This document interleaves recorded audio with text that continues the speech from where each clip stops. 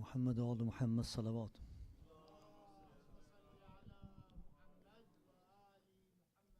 استغفر الله الذي لا اله الا هو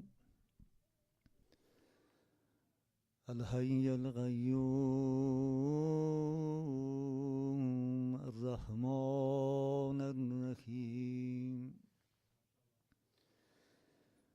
ذو الجلال والإكرام وأتوب إليه من جميع الظلم وجرم وإسرافي على نفسي وأتوب إليه يا دائم الفضل على البرية يا باسط اليدين بالعطية يا صاحب المواهب السنية صل على محمد وآله خير الورى سجيا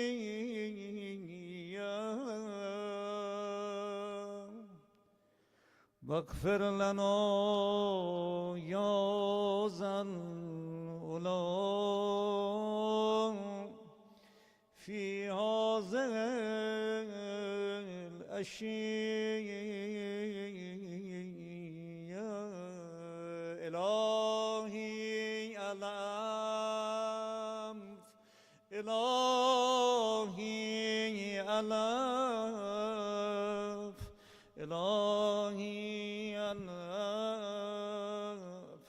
إلهي ألف بسم الله الرحمن الرحيم اللهم إني أسألك برحمتك التي وسعت كل شيء وبقوتك التي قهرت بها كل شيء وخزنه كل شيء وذلله كل شيء وبجبروتك التي غلبت بها كل شيء وبعزتك التي لا يقوم لها شيء وبعظمتك التي ملأت كل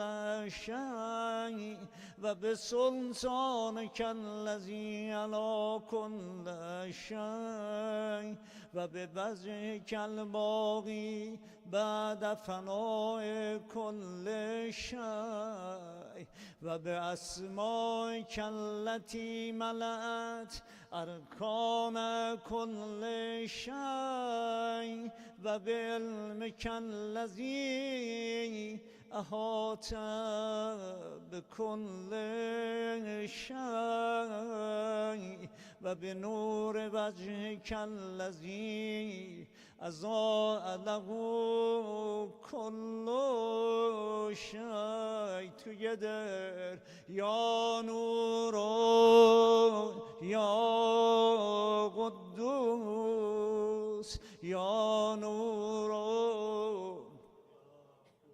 أحسن يا أول الأولين ويا آخر الآخرين اللهم اغفر لي الذنوب التي تهتك الإسلام اللهم اغفر لي الذنوب التي تنزل النقام اللهم اغفر لي الذنوب التي تغير النعم اللهم اغفر لي الذنوب التي تحبس الدعاء اللهم اغفر لي الذنوب التي تقطع الرجاء اللهم اغفر لي الذنوب التي تنزل البلاء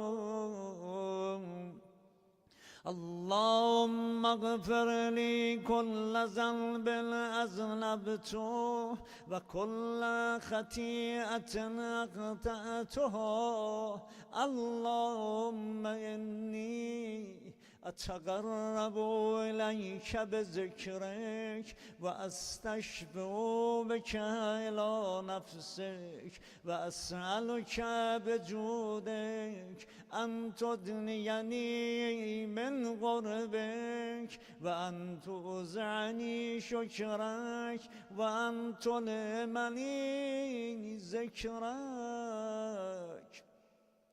اللهم إني أسألك سؤال خازن متذلل خاشع أن تسامحني وترحمني وتجعلني بقسمك راضيا قانعا وفي جميع الأحوال متواضعا اللهم وأسألك سؤال من اشتدت فاقته وأنزل بك عند الشدائد حاجة وأزم فيما عندك رغبته اللهم أزم سلطانك وعلى مكانك وخفي مكروك وظهر أمرك وغلب قهرك وجرت قدرتك ولا يمكن الفرار من حكومتك اللهم لا أجد لذنوبي غافرا ولا لقبائه ساترا ولا لشيء من عملي القبيح بالحسن مبدلا غيرك لا إله إلا أنت سبحانك وبحمدك ظلمت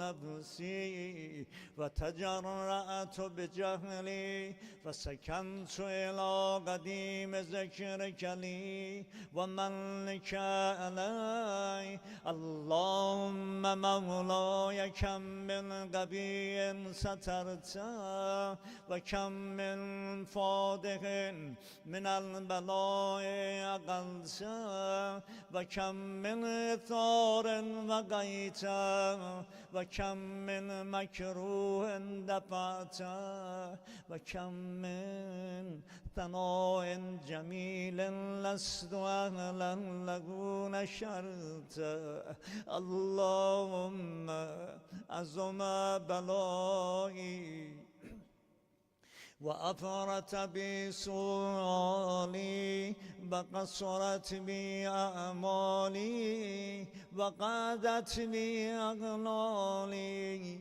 وحبسني عن نفعي بعد عملي وخذتني الدنيا بغرورها ونفسي بجنايتها ومثالي يا سيدي فأسألك بعزتك لا يحجب عنك دعائي سوء عملي وفعالي ولا تفزعني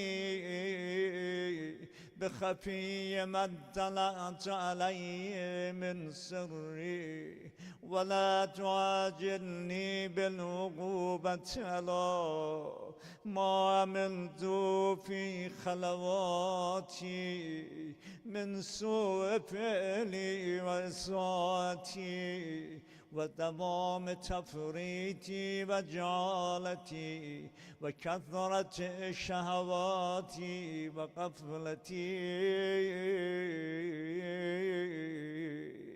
برادرم خواهرم به معانی دعا بیشتر توجه کنید و کن اللهم بعزتک لی فی کل الاحوال رؤوفا و علی فی جمیع الامور عطوفا. الهی و ربی من لی غیرک اسألو کشف ضری و النظر فی امری. الهی و مولای اجریت علی حکما اتبعت فی هوی نفسی ولم احترس فی من تزیین عدوی فقرنی بما احوا و اسعده علی ذلک القضا و تجاوزت بما جرى علی من ذلک بعض حدودک و خالفت بعض اوامرک فلک الحمد علی فی جمیع ذلک و لا حجة لی فی ما جرى علی فی قضاک و الزمنی حکمک و بلاک. وقد أتيتك يا إلهي بعد تقصيري وإسرافي على نفسي معتذرا نادما منكسرا مستقيلا مستغفرا منيبا مقرا مذعنا معترفا لا أجد مفرا مما كان مني ولا مفزا توجه إلي في أمري غير قبولك عذري وإدخالك إياي في سعة من رحمتك. اللهم فاقبل عذري وارحم شدة ضري وفكني من شد وثاقي. يا رب ارحم ضعف بدني يا رب ارحم ورقة جلدي ودقة عزمي يا من بدا خلقي وذكري وتربيتي وبري وتغذيتي. هبني لابتداء كرمك وصالف برك بي يا إلهي وسيدي وربي. أتراك معذبي بنارك بعد توحيدك وبعد من توى علي قلبي من معرفتك ولهج به لساني من ذكرك واعتقده ضميري من حبك وبعد صدق اعترافي و دعایی خاضعا لربوبیتک. حیات انت اکرم من ان تضیع من ربیت او تبعد من ادنیت او تشرد من آویت او تسلم الى البلاء من کفیته و رحمته. ولیت شعری يا سيدي وإلهي ومولاي أتسلط النار على وجوه خرت لعظمتك ساجدة وعلى ألسن نطقت بتوحيدك صادقة وبشكرك مادة وعلى قلوب اعترفت بإلهيتك محققة وعلى زمائر حبت من العلم بك حتى صارت خاشعة وعلى جمار عسات إلى أوطان تعبدك طائعة وأشارت باستغفارك مذنة ما كذا الظن بك ولا أخبرنا بفضلك أنك يا كريم يا رب يا كريم وأنت تعلم ضعفي أن قليل من البلاء من بلاء الدنيا وعقوباتها وما يجري فيها من المكاره على أهلها ألا أن ذلك بلاء ومكروه قليل مكثو يسير بقاء قصير مدته فكيف احتمالي لبلاء الآخرة وجليل وقوع المكاره فيها وهو بلاء تطول مدته ويدوم مقامه ولا يخفف عن أهله لعله لا يكون إلا عن غضبك وانتقامك وسخطك وهذا ما لا تقوم له السماوات والأرض يا سيدي فكيف لي وأنا عبدك الضعيف الذليل الحقير المسكين المستكين يا إلهي وربي وسيدي ومولاي لأي الأمور إليك أشكو ولما منها أزج وأبكي لأليم العذاب وشدته أم لطول البلاء ومدته فلئن سيرتني للعقوبات مع أعدائك وجمعت بيني وبين أهل بلائك وفرقت بيني وبين أحبائك وأوليائك فحبلي يا إلهي وسيدي ومولاي وربي صبرت على عذابك فكيف أصبر على فراقك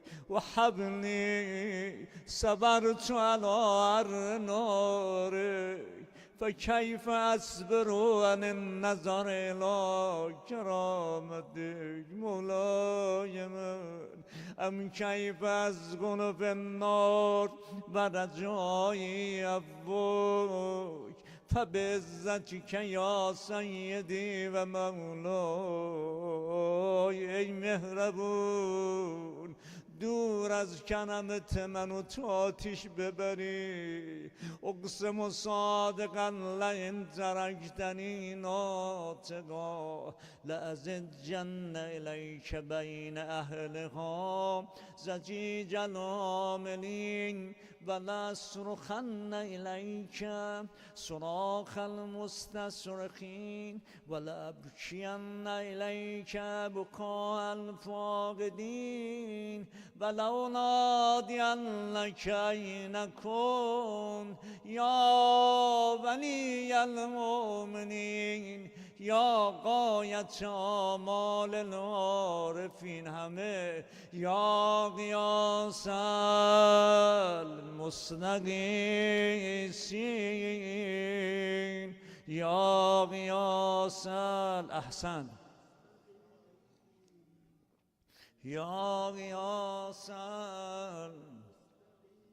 یا حبیب قلوب الصادقین و یا اله العالمین افتراک سبحانک یا الهی و بعمدک تسمع فیها صوت عبد المسلم سجن فیها بمخالفته و ذاق طعم عذابها بمعصیته و خبث بین اتباعها بجرمه و جریرته و هو یزج الیک زجیج معمل لرحمتک و ینادیک بلسان اهل توحیدک و یتوسل الیک بربوبیتک یا مولای فکیف یبقی فی العذاب و هو یرجو ما سلف من علمک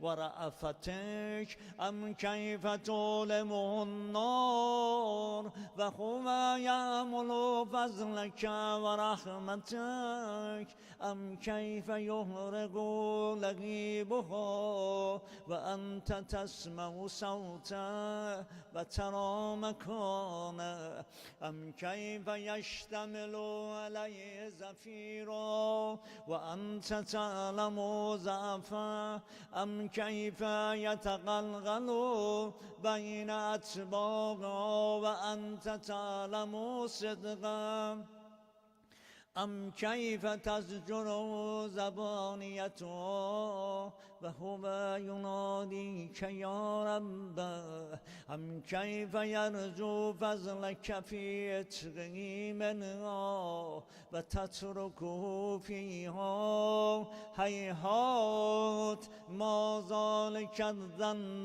بک ولا المعروف من فضلک ولا مشبه لما آمنت به الموحدین من برک و احسانک فبالیقین اقطع لولا ما حکمت به من تعذیب جاهدیک و قضیت به من اخلاد معاندیک لجعلت النار كلها بردا و سلاما و ما کان لأحد فیها مقرا ولا مقاما لكن لك تقدست اسماؤک اقسمت ان تملأها من الكافرین من الجنة والناس اجمعین و ان تخلد فیها المعاندین و انت جل ثناؤک قلت مبتدعا و تطولت بالنام متکرما افمن کان مؤمنا کمن کان فاسقا لا یستوون الهی و سیدی فاسألک بالقدرة التي قدرتها و بالقضیة التي حتمتها و حکمتها و قلبت من علیه اجریتها ان تحبلی فی هذه اللیلة وفي واضع الساعة كل جرم أجرمته وكل ذنب أذنبته وكل غبي أسررته وكل جهل عملته كتمت أو أعلنت أخفيت أو أظهرت وكل سيئة أمرت بإثبات الكرام الكاتبين الذين وكلتهم بحفظ ما يكون مني وجعلتهم شهودا علي مع جماركي وكنت أنت الرقيب علي من ورائهم والشاهد لما خفي عنهم وبرحمتك أخفيت وبفضلك سترت وأن توفر عذي من كل خير أنزلت أو إحسان فضلت أو بر نشرت أو رزق بسطت أو ذنب تغفر أو خطأ تصدر يا رب يا رب सब मिल के या रब या रब या रब या रब या रब إلهي وسيدي ومولاي ومالك رزقي يا من بيده ناصيتي يا عليما بضري ومسينتي يا خبيرا بفقري وفاقتي يا رب يا رب يا رب يا رب يا رب أحسن يا رب أسألك بعمقك وقدسك وأعظم صفاتك وأسمائك أن تجعل أوقاتي من الليل والنهار بذكرك مأمورا وبخدمتك موصولا وأعمالي عندك مقبولة إن شاء الله حتى تكون أعمالي وأورادي كلها وردا واحدا وحالي في خدمتك سرمدا يا سيدي يا من علي مؤولي يا من إلي شكوت أهوالي يا رب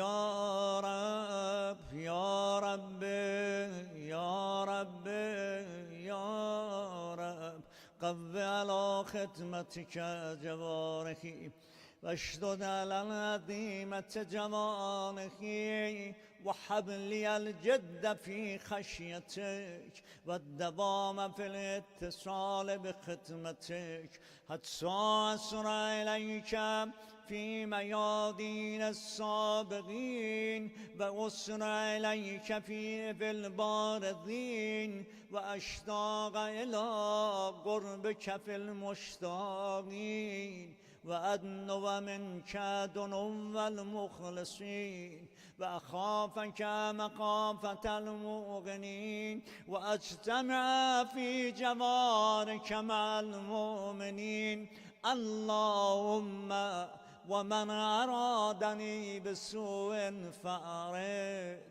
ومن كادني فكد واجعلني من أحسن عبيدك نصيبا عندك وأقربهم منزلة منك وأخصهم زلفة لديك فإنه لا ينال ذلك إلا بفضلك وجد لي بجودك وأتف علي بمجدك واحفظني برحمتك واجعل لساني بذكرك لهجا وقلبي بحبك متيما ومن علي بحسن إجابتك وأقلني أثرتي واغفر زلتي فإنك غزيت على عبادك بعبادتك وأمرتهم بدعائك وزمنت لهم الإجابة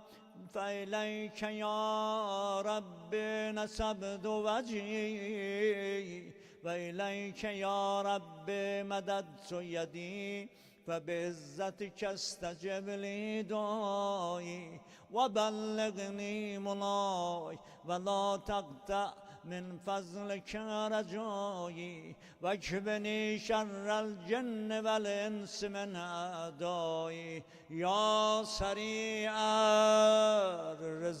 الرضا يا سريع الرضا يا سريع اغفر لمن لا يملك إلا الدعاء فإنك فعال لما تشاء يا من اسمه دواء وذكره شفاء وطاعته غنى ارحم من رأس ماله الرجاء وسلام البكاء يا سابق النعم يا دافع النقم يا نور المستوحشين في الظلام يا عالما لا يعلم صل على محمد وآل محمد وافعل بي ما أنت أهله وصلى الله على رسوله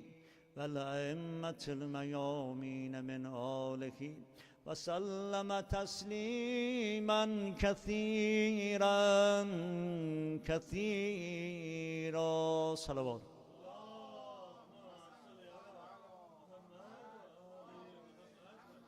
نثار ارواح طیبه شهدا جمیع اموات بدوارث بیوارث جمیع اسیران خاک اموات این جمع من حقیر رحم الله من قرأ الفاتحه مع الصلوات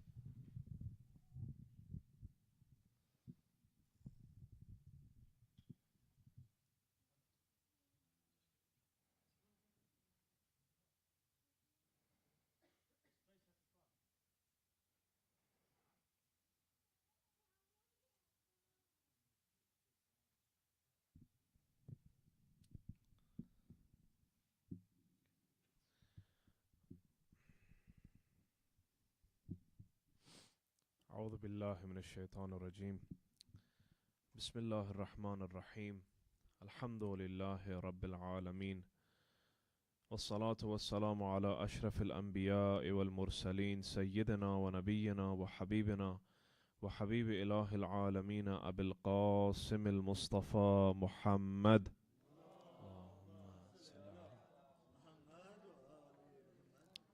وعلى آله الطيبين الطاهرين المعصومين المظلومين لا سيما بقية الله في الأرضين حجة ابن الحسن روحي وأرواحنا لتراب مقدمه الفداء الذي بيمنه رزق الوراء وبوجوده ثبتت الأرض والسماء.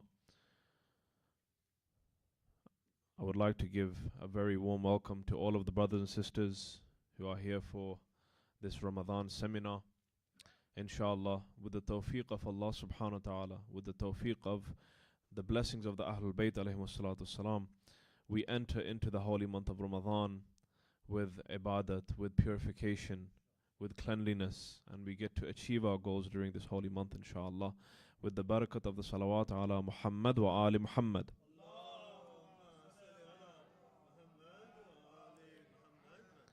Now, there are no rules or regulations, dear brothers and sisters. This is not a formal majlis. This is a seminar. So I would appreciate this being interactive. If you have any concerns, if you have anything to add, because we're going to be speaking about some nutritional benefits of fasting as well. So there may be somebody out there who can probably add something, who want to share some concern, who have some questions about the holy month of Ramadan. Please feel free to do so. There's a mic that's going to be going around. So inshallah, as I speak along, if you have anything to comment on, if there's anything that you want to speak about, please just raise your hand and inshallah the mic will be passed to you, inshallah. Please recite another salawat ala Muhammad wa ali Muhammad.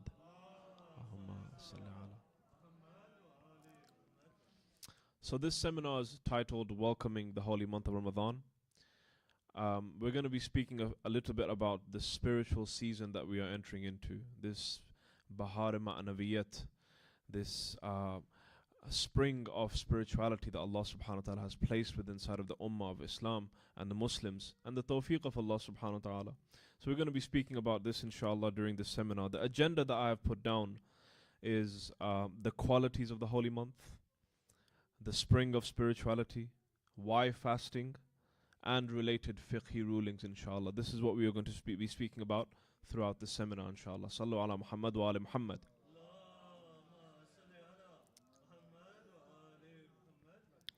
So, as for the introduction, if we have a look in the ayat of the Quran, agar hum ayat ilahi pe tawajjuh kare कि खुदावंद मुताल ने माह मुबारक की कैसे तारीफ़ की है और तमाम दुनिया को अगर देखा जाए कि वो कैसे माह रमज़ान माह मुबारक को तारीफ़ करते हैं. If we see around the world presidents, kings, prime ministers, queens, for example, leaders of the world, when they want to congratulate the Muslims upon the arrival of the holy month, how do they do so?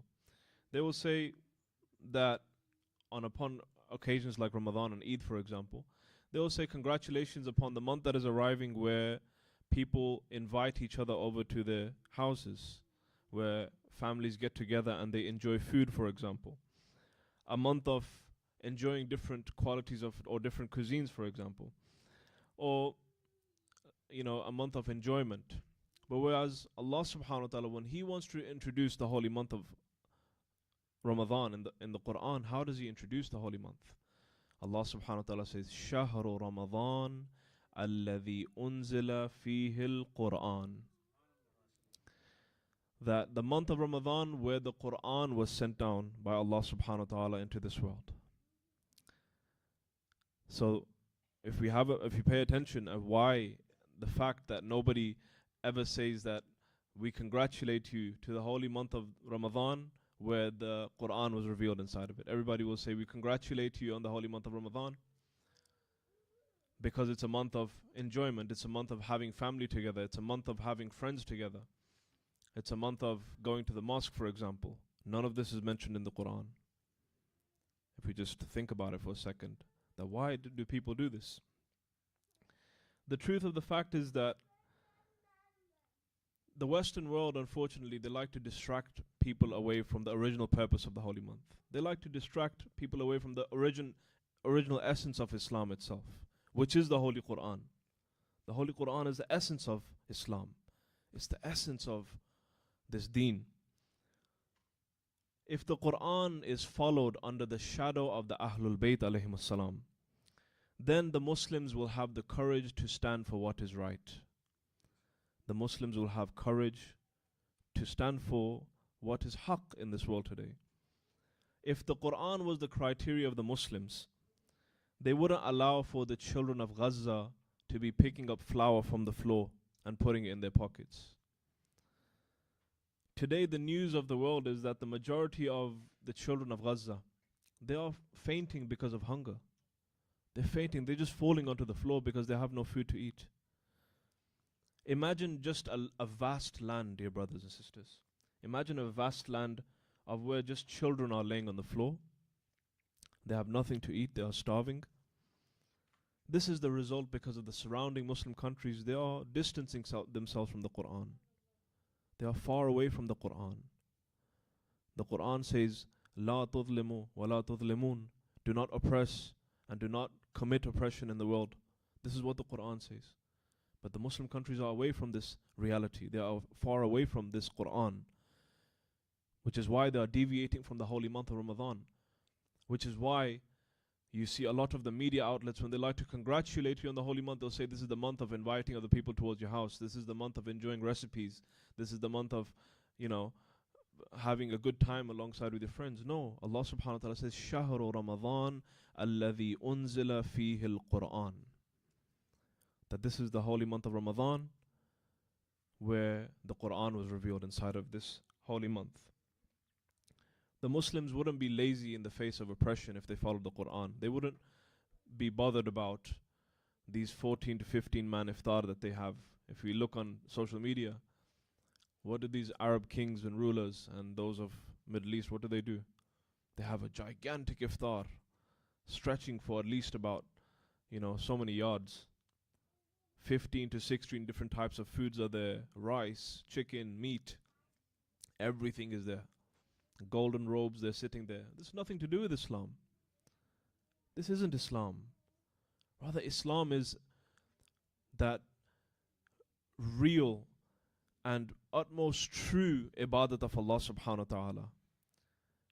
And following the example of the Quran and the example and the Sunnah of the Holy Prophet, Hazrat Muhammad sallallahu alayhi wa sallam.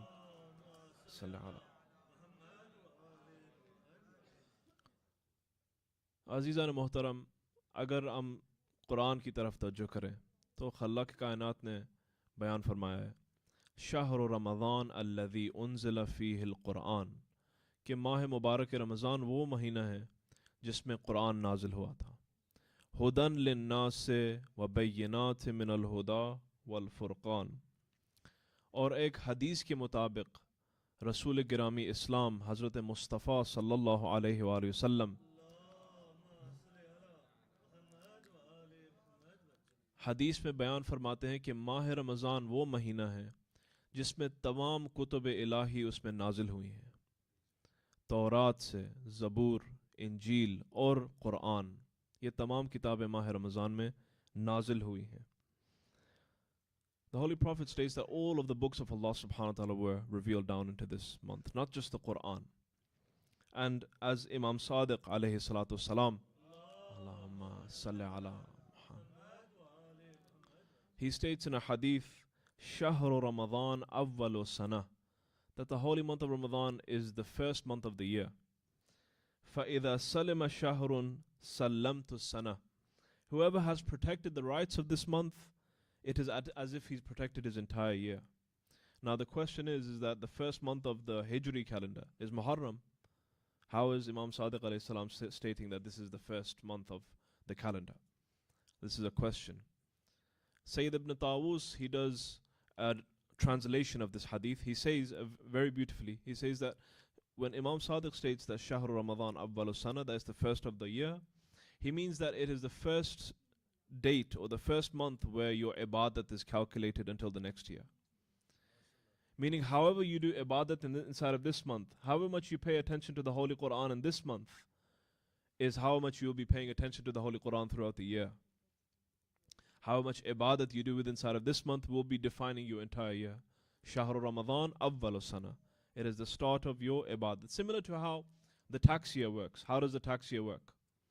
It runs from April to April. Everybody knows that. Right? You calculate your taxes within April, right? Before April, sorry. And, that's how you calculate your years. Similarly, we calculate our ibadat from Ramadan to Ramadan. That's how we calculate our year. So that's why Imam Sadiq alayhi salam states, Shahru Ramadan awwalu sana. It is the first of the year. Now, if we look into slide 2, what I have brought over here, there's a diagram which everyone can see. These are the most important segments of the holy month of Ramadan.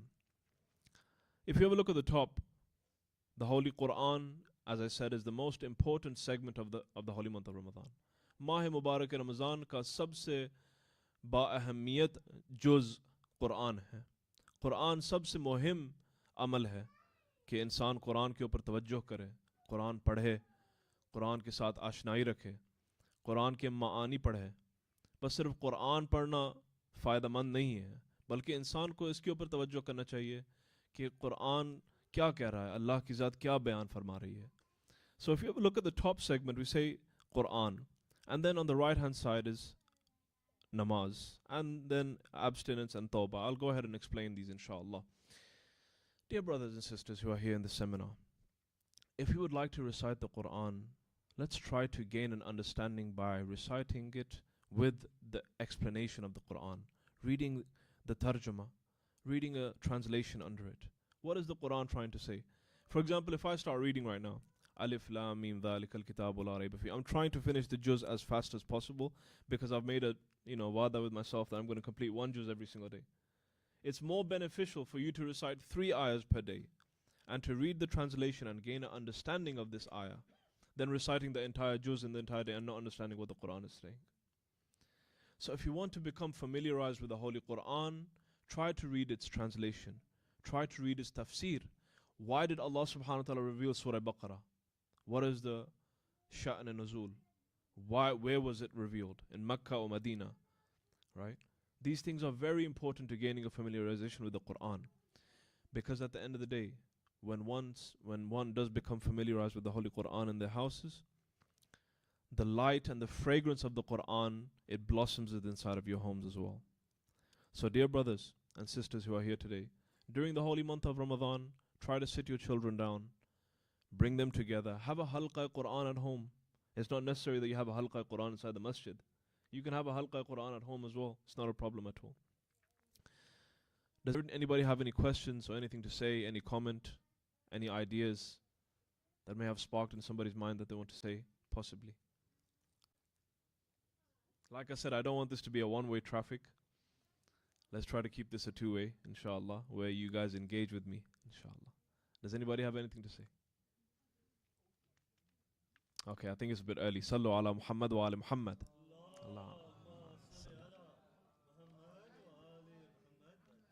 So Quran being the most important segment of the holy month of Ramadan. Like I said, Shahru Ramadan alladhi unzila fihi al-Quran. The next most important is namaz, prayer. Now reading salah and establishing namaz are two different things.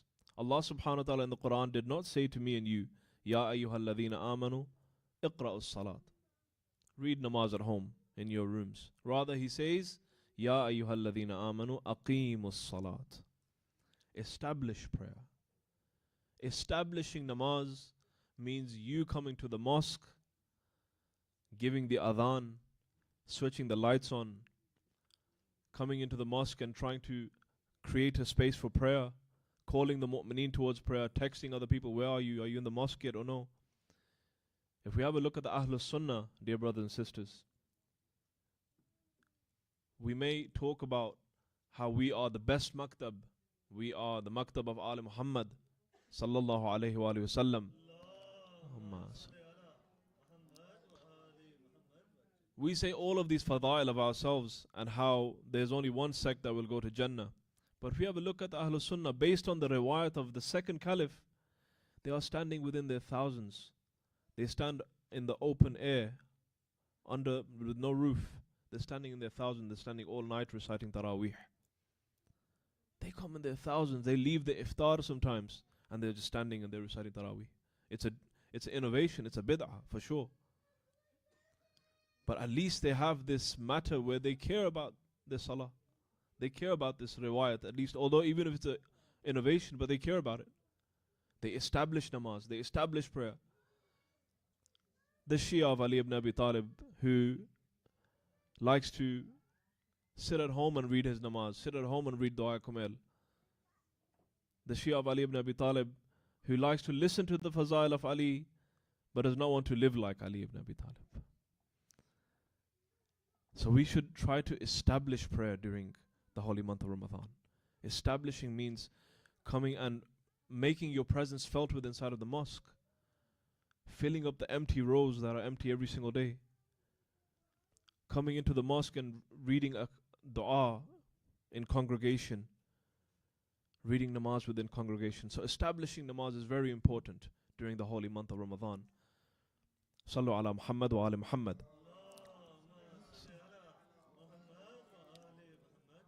وعجل فرجهم. The third most important matter in the holy month of Ramadan is abstinence. तीसरी जो सबसे मुहिम बात है माह मुबारक की, वो परहेज़गारी है कि इंसान तक़वा इलाही इख्तियार करे, मासियत से दूर रहे.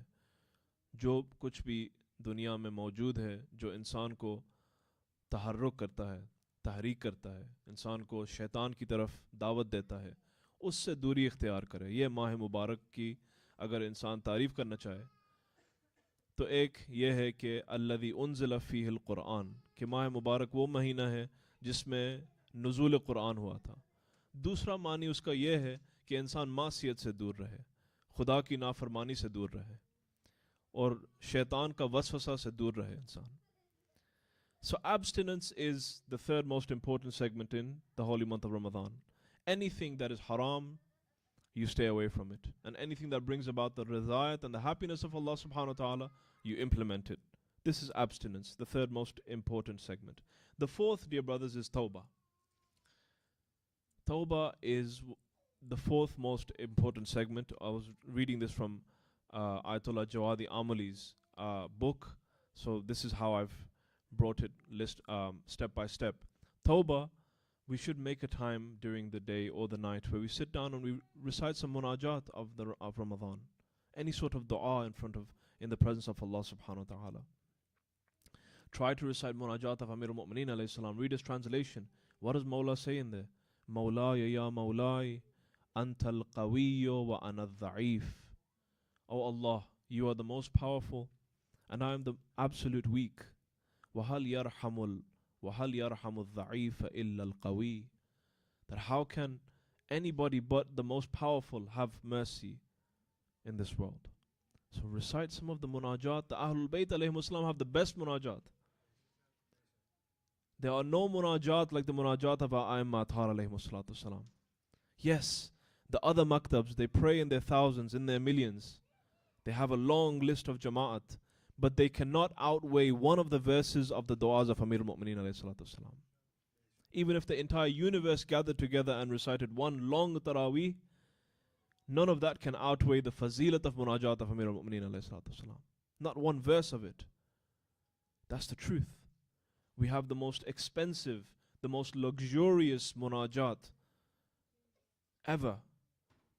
And those are taught by our Aimma Ma'sumin alayhi salatu salam. So if we want to do tawbah, we should make use of this munajat. We should make use of these du'as in the holy month of Ramadan. Now, moving on, I would like to just share some qualities of the holy month of Ramadan. Sallu ala Muhammad wa ali Muhammad.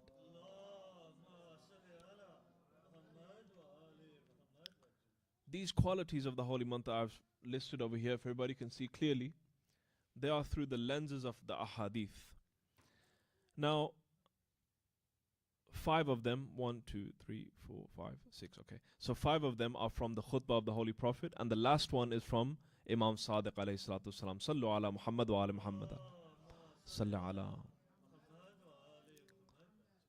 If you read the khutbah of the Holy Prophet in the last of Sha'ban, which I will mention in my Jummah khutbah tomorrow, he says, Ayyuhan nas, qad aqbala ilaykum shahrullah, anfasukum fihi tasbih. That Allah subhanahu wa ta'ala has blessed you with the holy month of Ramadan, where your breathing is tasbih of Allah subhanahu wa ta'ala. Does anybody here know how many times we breathe during the day? In 24 hours? Thousands. I researched this matter before I came. So in a span of 24 hours, in and out, we breathe 22,000 times per day. So if anfasukum fihi tasbih, that means that you have done tasbih 22,000 times during the day in the holy month of Ramadan. Wa nawmukum fihi ibadah, the second line. When one is in a state of sleeping, it is also ibadat. Now that doesn't mean somebody falls asleep for the whole of Ramadan. Rather, whenever you do require to go to sleep, it is ibadat of Allah subhanahu wa ta'ala. A normal human being averages just under 6 hours of sleep during the day. So that 6 hours you are spending in the worship of Allah subhanahu wa ta'ala. This is another quality of the holy month that the Holy Prophet states. وَعَمَلَكُمْ فِيهِ مَقْبُولًا. Every good deed that you do inside of this holy month is accepted by Allah subhanahu wa ta'ala. Agar insan sadaqah de, to ibadat hai. Agar insan मुस्कुराए, किसी को खुश कराए इस महीने में, वो भी इबादत है. अगर किसी के साथ अच्छा गुफ्तगू करे, अच्छा रफ्तार करे, अच्छे अंदाज के साथ किसी को दावत करे अपने घर में, वो भी एक इबादत है. सब कुछ अल्लाह की बारगाह में मकबूल है इस महीने में. Something just as small as gifting a smile to somebody, something making somebody happy, for example, giving them a small little gift, giving a child a little bit of sweets, for example, in the mosque. Something as small as that, or giving charity, £1, £2 in the way of Allah subhanahu wa ta'ala. It's accepted before Allah subhanahu wa ta'ala. And I'd like to share to you an example of Ayatollah Jawadi Amali Hafidhahullah, very beautiful. He states that the hasanat of the holy month of Ramadan are similar to how when you go to a garden and the trees are lowered and there are fruits hanging and they are easy to pick off. Similarly, tawbah, similarly hasanat, these things are as easy as picking a tree from a lowered fruit in the holy month of Ramadan. It's that easy. Haqiqat mein Mahe Mubarak, Mahe Ramazan behisht hai dunya mein. The holy month of Ramadan is paradise for this dunya. وَدُعَاؤُكُمْ فِيهِ مُسْتَجَابٌ. Every single dua that you do in the presence of Allah subhanahu wa ta'ala is accepted before Allah. ज़रूरी नहीं है कि इंसान बैठकर सारी जो है वो दुआए जोशन कबीर पढ़ना शुरू करे. ये ज़रूरत नहीं है. बस ये सिर्फ इतना कहने की ज़रूरत है माह मुबारक में कि खुदाया मैंने अपनी ज़िंदगी में कई गुनाहें किए मैंने ज़िंदगी में. I've done wrong with myself, Ya Allah. Just coming into the presence of Allah and saying, Ilahi, I have sinned in my life. Forgive me. Allah subhanahu wa ta'ala will accept this dua. Because at the end he states, Inna abwab al-jinan fi hadha shahr mufattaha. The doors of the heaven of Allah subhanahu wa ta'ala, they open during this month. The doors of heaven are closed. Nobody's going to enter into heaven. But somebody can literally buy an estate inside of Behisht, inside of paradise, during this holy month of Ramadan, if one acts sincerely during this holy month. At the end, there's a hadith from Imam Sadiq alayhi salatu salam, which states the purpose of the holy month. What is the purpose of the holy month of Ramadan? Why did Allah subhanahu wa ta'ala make this wajib as a month of wajib fasting for us? He says, لَيَسْتَوِيَ بِهِ الْغَنِيُّ وَالْفَقِيرُ. Ramadan is that month that bridges the gap between the lower and upper classes of a social system. This nizam that promotes dhulm and oppression around the world, that allows the upper class to benefit from the lower class. The upper class is standing on the backs of the lower class of the world. Ramadan comes and it erases this gap between the both. It says the rich and the poor, they come together and sit and have iftar. The weak and the strong, they come together and they have iftar.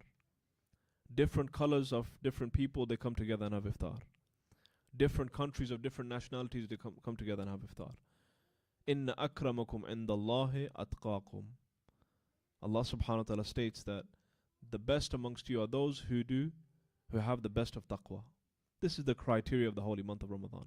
So when you're sitting on the iftar table in the mosque, for example, and you see a person who's a doctor or somebody who earns a lot more than somebody who's not earning anything at all, they're all sitting on the same tablecloth. It's a symbol of unity.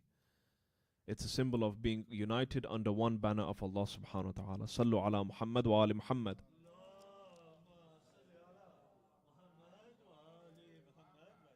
Does anybody have any questions, any concerns, anything to say so far?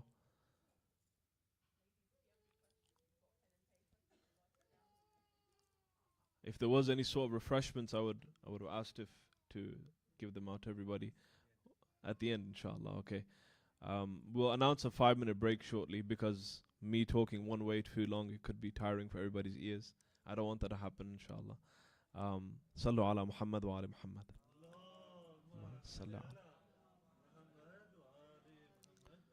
Laylatul Qadr khayrun min alfi shahr. Laylatul Qadr is better than 1,000 months. That's what Allah subhanahu wa ta'ala states about the holy month of Ramadan, that there's a night that comes within inside of this month that is better than 1,000 months. How many years is 1,000 months? It's 80 years. There's no night in the entire calendar of Islam that has a night like Laylatul Qadr. That is one of the qualities of the holy month of Ramadan. We do not understand what it means to be better than 80 years. According to the tafsir of the Quran, the Mufassirin, they state that the 80 years of not of this world, but the 80 years of the hereafter, where one day is equal to 56,000 years of this world. So if you calculate 80 by 56,000, it turns out to be around 4 million years. Laylatul Qadr is greater than 4 million years. That's the reality of Laylatul Qadr. That's a short understanding of ours, but we do not understand 4 million years because we can't understand the next 5. So Laylatul Qadr is a night where one can grasp all of these opportunities, where one can really change his life and become somebody new. All of the angels, tanazzalul malaikatu war ruh, they descend down upon who? Upon Imam Mahdi, ajjalallahu ta'ala faraj al-sharif. Allahumma salli ala. The third quality of the holy month of Ramadan is that it is the month that is called as the banquet of Allah subhanahu wa ta'ala. ये तन्हा महीना है जिसमें खुदा की ज़ियाफ़त है उसमें, और अल्लाह की ज़ात ने मोमिनीन को दावत किया है अपनी ज़ियाफ़त के लिए. मेज़बान खुदा है इस महीने में और मेहमान मोमिन है इस महीने में. This is the only month where the mu'min is the one who is visiting Allah subhanahu wa ta'ala, and he is the one who is hosting this banquet. So as I said, the year of spirituality begins with the first of Ramadan. Also, another thing to understand about the qualities of Ramadan is that it is the month where the fate of everybody is decided for the next year. Whether we are going to be alive, whether Allah subhanahu wa ta'ala is going to take us back in the next year or not. It's decided within Ramadan. It's decided within Laylatul Qadr. Amongst a few other qualities, if you have a look, I've written down freedom from the shackles of the Day of Judgment. The Quran was revealed in this month. Islam as a religion becomes a beacon of hope throughout the world during this month. If you have a look, many people, they become influenced, they become changed by this holy month. They're not Muslims, but because they see everybody else fasting, giving iftar, being generous to each other, being kind to each other, they're automatically attracted to Islam. So this is the month where Islam starts to blossom around the world. Islam starts to become a beacon of hope around the world, that there is some sort of humanity left. It's not all about digits, it's not all about money all the time. Islam comes and shows the world that this is a month and a season where people come towards Allah subhanahu wa ta'ala. They come towards being a human being, being a person who has a clear nafs inside of him. Sallu ala Muhammad wa ali Muhammad.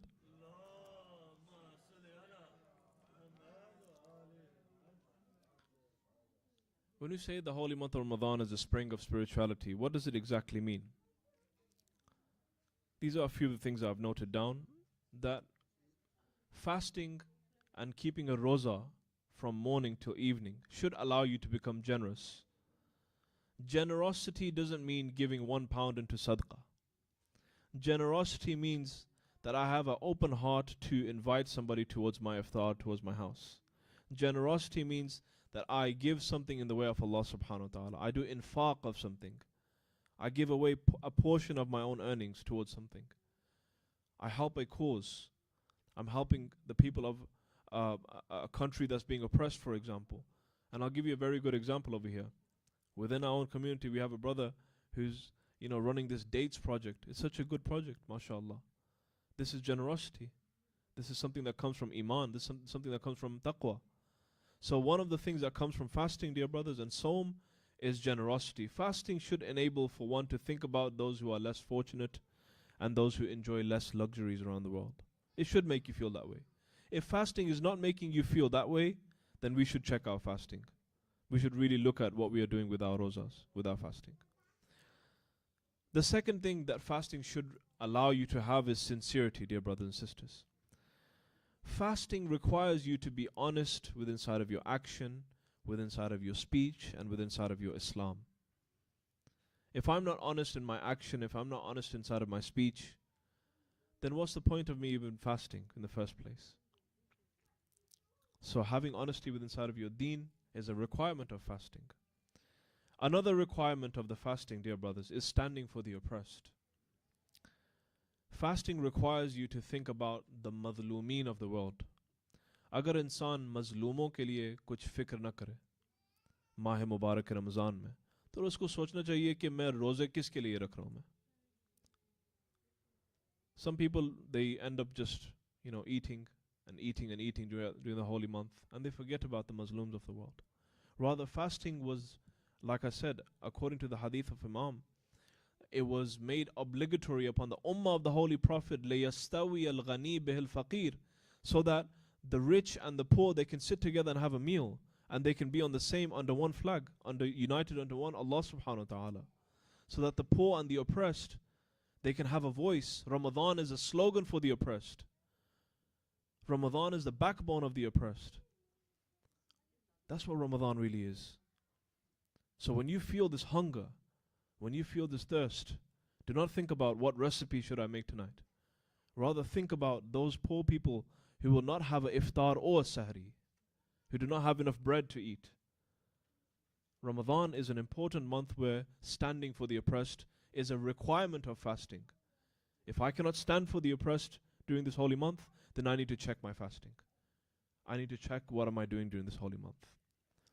Another thing that fasting should allow you to do is to become humble. Is to not think that you're better than somebody else.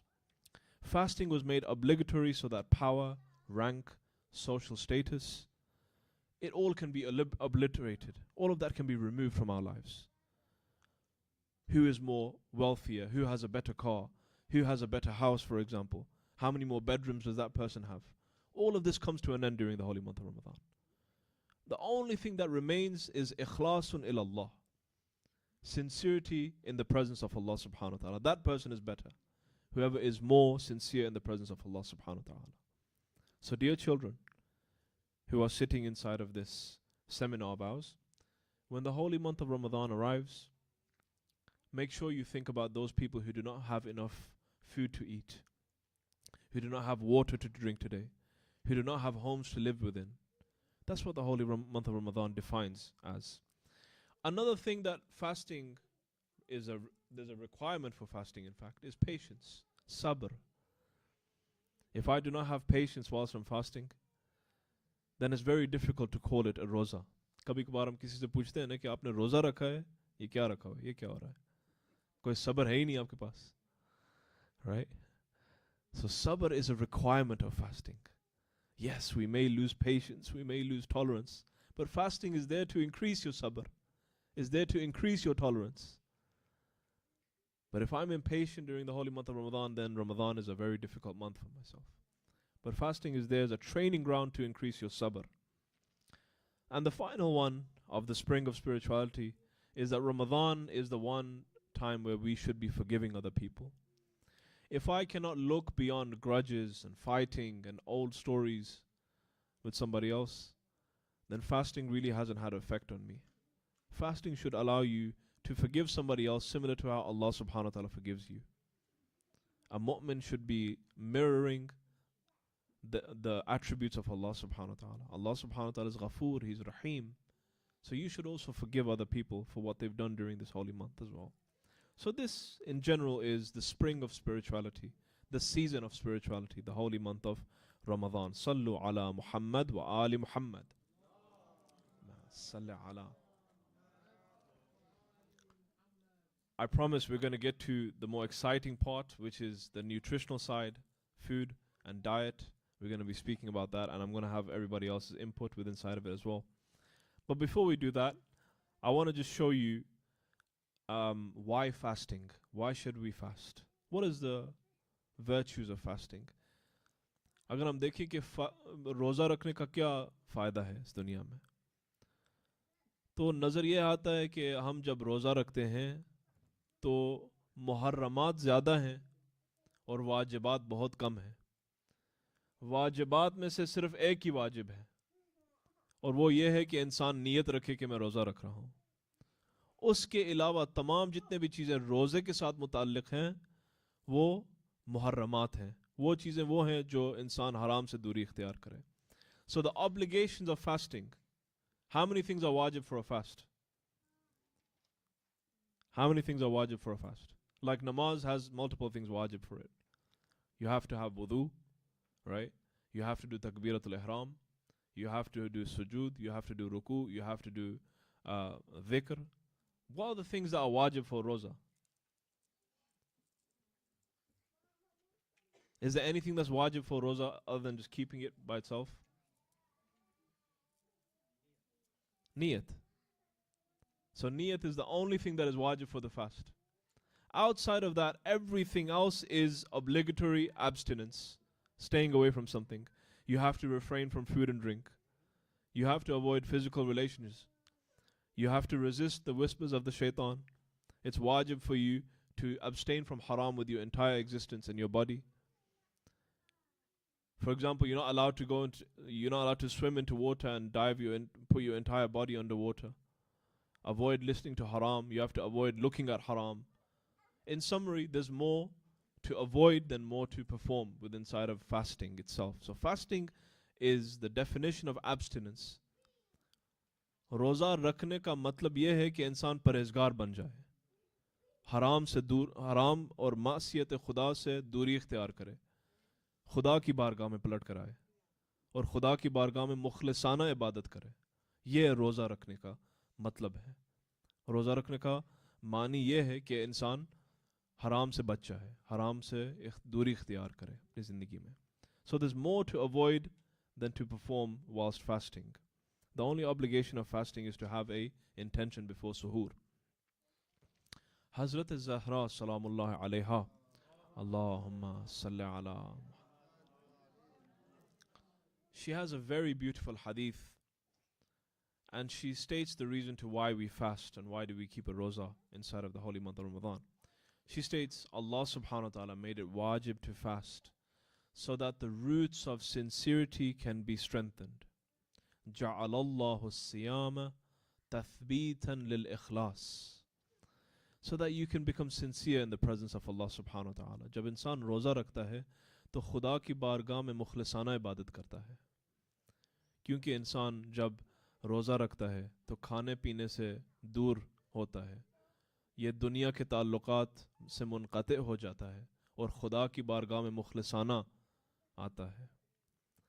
Whenever a human being, he fasts and he stays away from the desires of this dunya, only then he can come into the presence of Allah subhanahu wa ta'ala and be sincere in the presence of Allah. So why fasting again? Continuing on, just translating the hadith of Bibi Salamullah alayha, Sallu ala Muhammad wa ala Muhammad. Allahumma salli ala. Step number 1 is that fasting clears the diseases of the soul through abstinence. When we stay away from haram, when we stay away from sinning, our soul becomes purified. Our soul becomes more sincere. Then the next step after that is that once these chains of sins, once these chains of haram are broken within inside of myself and my soul starts to clear, and then the purification is achieved, and then I can become mukhlis in the presence of Allah subhanahu wa ta'ala. That's the final goal. The final goal is the hadith of Hazrat Al-Zahra sallallahu alayhi, and that is Allahumma salli ala Muhammad wa. To reach sincerity in the presence of Allah subhanahu wa ta'ala. That's why we have to fast. It's so that we can reach that pinnacle in this holy month, inshaAllah. So why fasting again?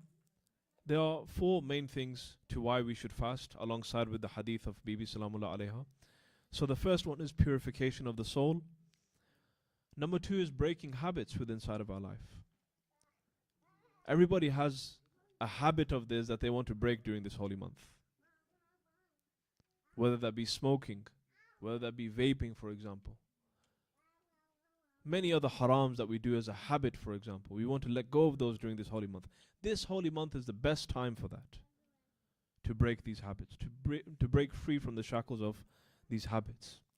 The third is the health benefits of the holy month of Ramadan.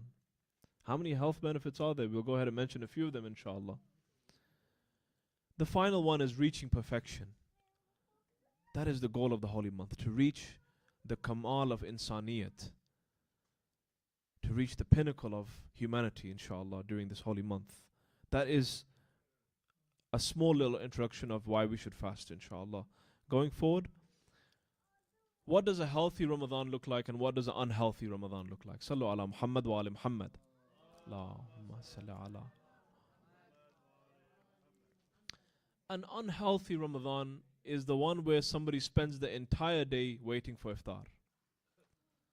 इंसान जो पूरा दिन इस इंतज़ार में रहे कि वो खाना पीने में वो मसरूफ़ हो जाए, तो वो माह रमज़ान नहीं है हकीकत में. इंसान जो मसलन टीवी बैठ के सारा दिन वो अपना दिन गुजारता है, वो माह रमज़ान नहीं है. इंसान जो अपने टेलीफोन के साथ वो सोशल मीडिया पे देख रहा हो, कुछ वीडियो देख रहा हो, सारा दिन इसी के ऊपर वो दिन गुजार ले, तो फिर ये माह रमज़ान नहीं है. फिर माह मुबारक रमज़ान वो महीना है जिसमें इंसान अपना वक्त को मसरफ़ करे, इस्तिफ़ादा करे, इस्तेमाल करे अपने वक्त से. So an unhealthy Ramadan looks like this. One who spends his entire day in waiting for Ramadan. The one who is watching 2 to 3 films before iftar time, just so ahead the time can go by quickly. Scrolling through social media and irritating my own nafs by looking at food videos, for example. In the holy month of Ramadan, it's quite, it's quite attractive to go on social media and look at different ASMRs, for example, of like people cooking food and making burgers and fries, for example, or the best pizza in town. And these things go ahead and, they obviously because you're fasting at the end of the day. So this is an unhealthy Ramadan if I'm doing any of these. Or, for example, if I'm staying awake all night waiting for suhoor. This is another thing that can become, a damage towards our holy month. And if everybody's paying attention, please recite a salawat, please. Allahumma salli Muhammad. Another thing that can contribute towards an unhealthy Ramadan is overeating. Suhoor time, I'm worried so that I can stay full for the entire day. And at iftar time, I'm more hungrier than ever because I haven't eaten all day. But the key to the holy month of Ramadan, the actual golden thumb rule of the holy month, is discipline, is self-control. If you can control yourself at suhoor, then you can control yourself during the day and control yourself during iftar. If I cannot control myself at suhoor, then I will not be able to do ibadah for Allah subhanahu wa ta'ala. I'll feel too lazy if I have too much food at suhoor. If I have too much iftar, then I most probably will not be waking up for suhoor. So Ramadan, the key, dear brothers and sisters, the thumb rule is self-discipline, is control of oneself, is control of your nafs. I'm starving, yes. But try to control yourself to limiting yourself in overeating during iftar and suhoor. A healthy Ramadan, on the other hand, is using your time wisely. There's only 30 days throughout the whole year. You will go back to the way you were living previously, eventually. There's only 30 days where anfasukum fihi tasbih, where your breathing is tasbih, where your sleeping is also a worship, is an ibadat. So use this time wisely. Create a schedule that includes a Quran and a dedicated time where your family sits together and talks about the Holy Quran. I'll bring my children, my son, my daughter, they sit with me and they'll say, okay, let's read Surah Fatiha and let's read about the translation of Surah Fatiha. What does it mean? Just doing that, believe me or not, even if they do not understand the translation of Surah Fatiha, but the nur of the Quran will be instilled inside of your children's hearts. So try to bring your family and create a halqa Quran at home, like I said earlier on. Reciting tahajjud prayers or munajat at the time of suhoor. Dear brothers and sisters, like I said, the Ahlul Sunnah, they get together in their thousands and they recite Taraweeh. We should have absolutely no excuse to even recite tahajjud in our suhoor. Tahajjud, 12 rakat, right? 11 rakat and 1 rakat namaz witr and shafa. It's not that hard, it's not that difficult. If I cannot recite for the entire holy month, then try reciting for at least 1 week. We all have Easter holidays coming in the holy Ramadan, don't we? 2 weeks, where the children will be off, that pressure will be eased of you going to pick them up and drop them off from school, taking care of their food and all that stuff.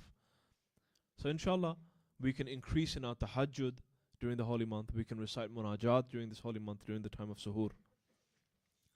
Remembering the thirst of Aba Abdullah al-Hussein alayhi salatu salam. Allahumma salli ala Muhammad. And I uqsim billah, if I have seen anything in my life, at least, the most blessed amal that you can do in the holy month of Ramadan is remembering Sayyid al-Shuhada alayhi salatu salam. Whilst you are thirsty, whilst you are hungry, if you remember Mazloom Karbala, if you remember Abu Abdullah al-Hussein and Karbala, the iman, the roots of iman within inside of your heart will go alongside with Safinatul Najat. It will travel to Allah subhanahu wa ta'ala, because Imam Hussein alayhi salam is Asra'us Sufun. He is the quickest arc of salvation that leads to Allah subhanahu wa ta'ala. Remember the thirst of Sayyid al-Shuhada whilst you are thirsty during the holy month of Ramadan. It will increase in your iman. It will increase in your taqwa inside of your heart. Doing the dhikr of Allah subhanahu wa ta'ala through tasbih is something we can do at work. Right? I'm in the office. I'm driving somewhere. I'm driving to work. I've got a presentation to give soon. I can do the dhikr of Allah subhanahu wa ta'ala with the tasbih while I'm fasting. Allah subhanahu wa ta'ala will forgive my sins whilst I'm doing this. Limiting entertainment. We have to limit entertainment during the holy month of Ramadan. Dear children, yes, we are used to having our games, PS5 for example, video games, movies for example. We have to limit these things through the holy month of Ramadan. Limit it for 30 days. Have some self-control and discipline during these 30 days. Then if you limit yourself and have self-control for these 30 days, inshallah you have self-control for the whole year. That's the barakat of the holy month of Ramadan. That whatever you sow within inside of this month, you are reaping for the entire year. However hard you work within inside of this month, dear children, is however much you will be earning for throughout the whole year. Barakat. Blessings from Allah subhanahu wa ta'ala. Sallu ala Muhammad wa ali Muhammad. Now for the fun part of this seminar. I know the rest of it was boring, but what does a healthy suhoor look like? And I'm hoping there's somebody who is affiliated or knows a bit about nutrition over here, because I had to do some research, to be honest with you, and I've come across a few things. There's this one guy on social media, his name's Coach Munir, and he's a nutritionist. And he speaks about, unhealthy suhoors and things that are unhealthy during the holy month. And what is a healthy suhoor? What does it look like? So based on the facts that I took from him, I kind of just summarized it with inside of this PowerPoint, inshallah. So an unhealthy suhoor, dear brothers and sisters, sugary tea, because obviously there's a spike in your blood pressure once you have this caffeine in the morning, right? And it could lead to dehydration during the day. So it's best to avoid sugary coffee, sugary teas early in the morning. Although I know majority of the things that I've written over here, they are absolutely not implementable because of the way we live, because of our culture. At the end of the day, we have niharis, we have halims all the time. We have to have parathas. I understand that, but I'm just mentioning to you, an unhealthy suhoor looks like this, where you have an oily paratha, for example, or leftover biryani from yesterday, nihari and halim. These things can lead to indigestion, bloating, right? It can lead to you having gas, right? And it will be very difficult for you to do ibadat during the day, and it will leave you feeling lethargic during the day as well. You need something energetic, something that will keep you energized throughout the day, something that will keep you active, right? That wouldn't let you fall asleep during Zohr and Asr. Another thing that can be part of an unhealthy suhoor, there's many things, okay? It's not just these three things. There are many things that are considered as unhealthy for suhoor. But white bread, dear brothers and sisters, fasting, it can basically fast digesting carbohydrates will crash your blood sugar levels during the day. If I have this white bread, right, it can lead to these issues during the day. So, a healthy suhoor, what does a healthy suhoor look like? A healthy suhoor could be either with Greek yogurt, right, specifically fat-free or sugar-free. This can be very good for your suhoor.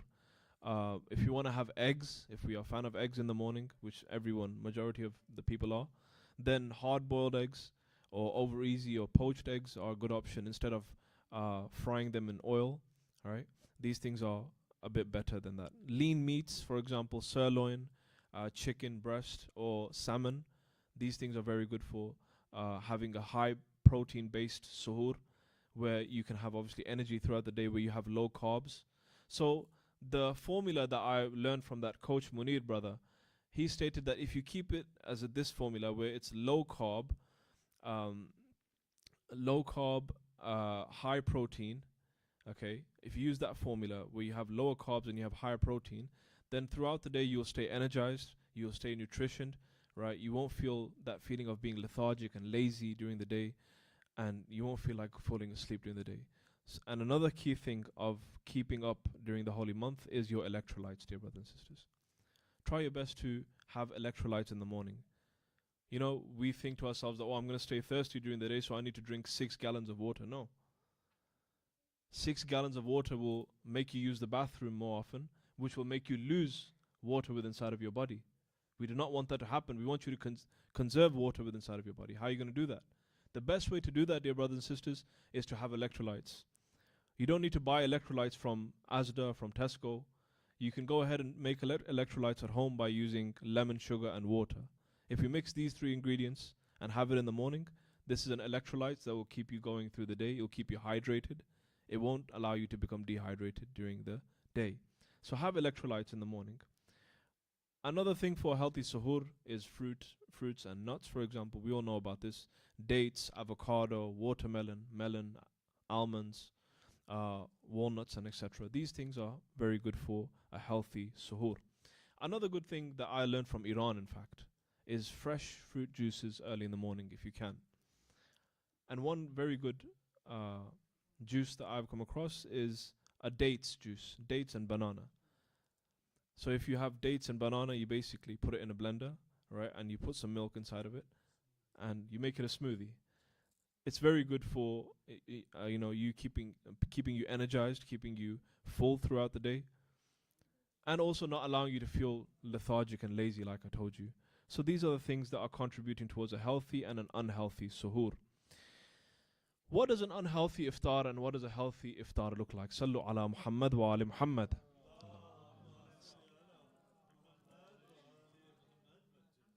Before I start this, does anybody have anything to say? Any comments?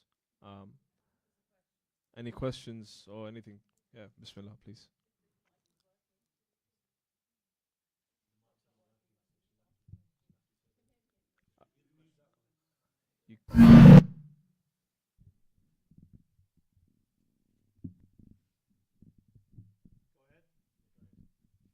It should be on now. Is it on?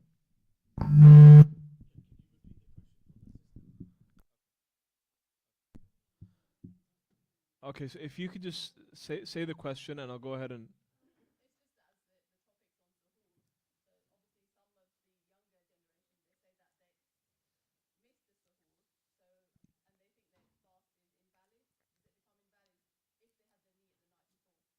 so we're going to speak about that during we have a few fiqh questions, right, that I just wanted to mention. Okay, I'm not trying to make this too long either. But the question is that if, for example, somebody misses suhoor, is their fast invalid? Missing suhoor as food itself does not make your fasting batil. Rather, what makes your fast batil is not having a niyat for your roza. For example, if I have a niyat the night before that I'm going to keep this fast. Okay, or for example, on the first of Ramadan, I've kept a niyat for all 30 days, and I missed the suhoor. I did not wake up, I did not have food, for example, and I missed my fajr, let's say, for example. Missing fajr does not make your roza batil, does not make your fast batil. Yes, you have committed a sin, but it does not invalidate your fast. There are multiple things that break your fast. For example, if food enters into my throat, if I drink water, for example, if, for example, I travel outside the boundaries of the city for pleasure purposes, right? There are different things that break your suhoor. If I come into the state of janaba, for example, there are multiple things that break your fast. But one of them is not missing your salah. Although a person who's fasting should not miss the salah. If you're missing your salah, then we need to really, recheck our Ramadan. But missing suhoor generally does not break your fast. Sallu ala Muhammad wa ali Muhammad. An unhealthy iftar looks like the one where we are drinking too much water. Nicotine straight away after breaking the fast. Some people like to have a cigarette as soon as they have a date with inside of their mouth. You know, there's brothers who do not even have iftar. They don't sit at the tablecloth, but they go outside and they have a cigarette first. If you read up about it, like scientifically, it's one of the worst things that you can do for your body is have a cigarette right after you break your fast. It's one of the worst things that you can do for your body. Drinking whilst eating food. When you drink whilst you're eating food, you are just creating a huge, gas problem within inside of your body. It's best to have your food first, and then after your food is digesting, when it has gone down a bit, then you should start drinking a bit more water. But over drinking water during the time of iftar will lead you to being bloated until suhoor, and then you won't be eating anything at the time of suhoor either. Burgers, chips, pizza, and fast food, etc. These are the worst things that you can do for iftar. I promise you. Everybody knows this. It's the worst thing that you can do for iftar. Pakoras absolutely count with that as well. Absolutely they do. A majority of our foods count with inside of an unhealthy iftar, Brother Azhar. But the thing is that a lot of it is not implementable, is it?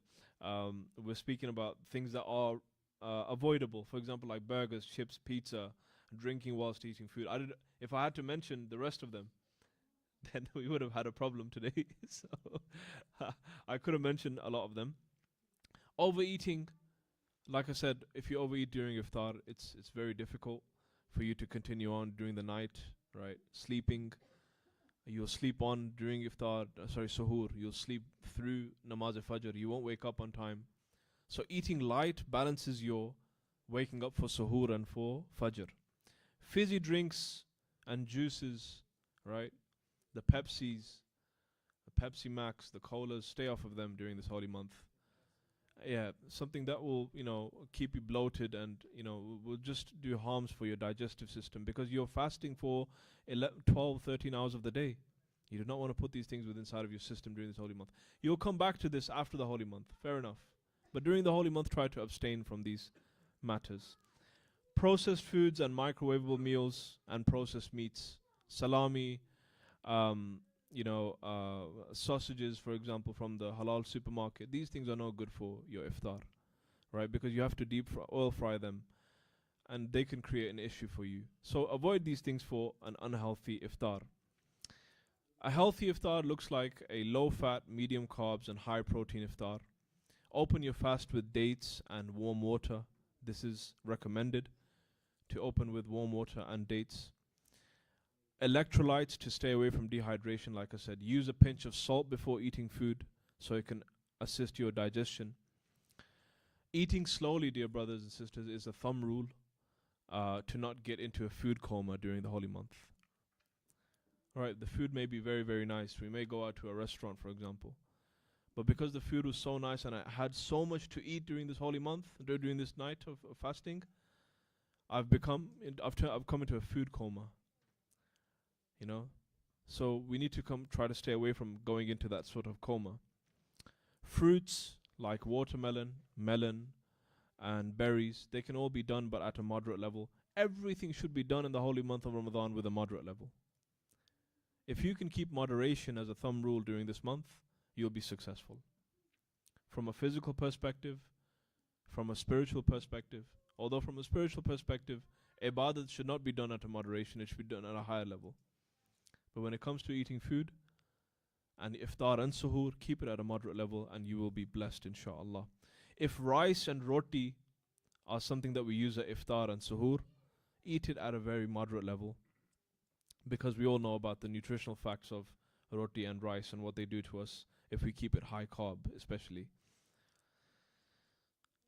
Does anybody have any questions or anything to say? Any comments that what we've spoken about so far? Any concerns? Anything they would like to add?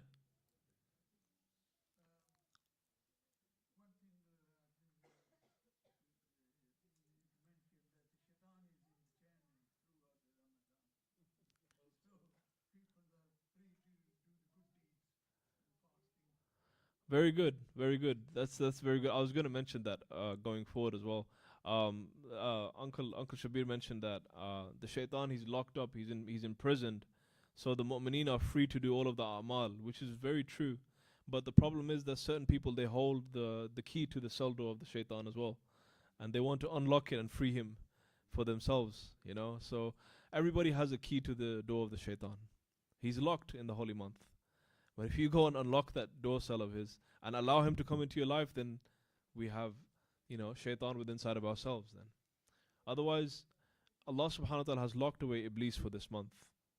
It's a very serious matter to understand that we should capitalize on this situation. If the shaitan has been locked away, then there's no worry for us to do ibadat of Allah subhanahu wa ta'ala, to stay away from haram, to stay away from, doing the ma'siyat of Allah subhanahu wa ta'ala.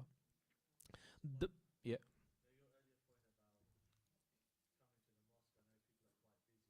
Yeah.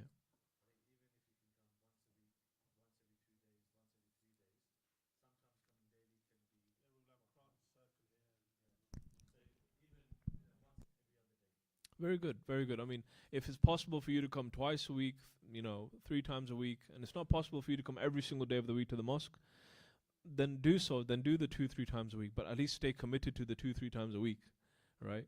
Sometimes we tell ourselves that, oh, you know what, we'll come twice a week to the mosque, and then that twice a week doesn't happen, right? Because we're weak on our commitments. So even if you're busy, try your best to make the mosque, inshallah. Like Brother Saqlain said, Sallu ala Muhammad wa ala Muhammad.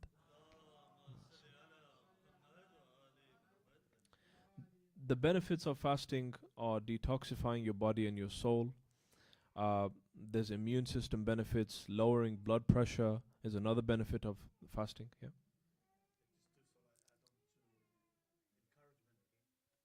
You want the mic? Yeah.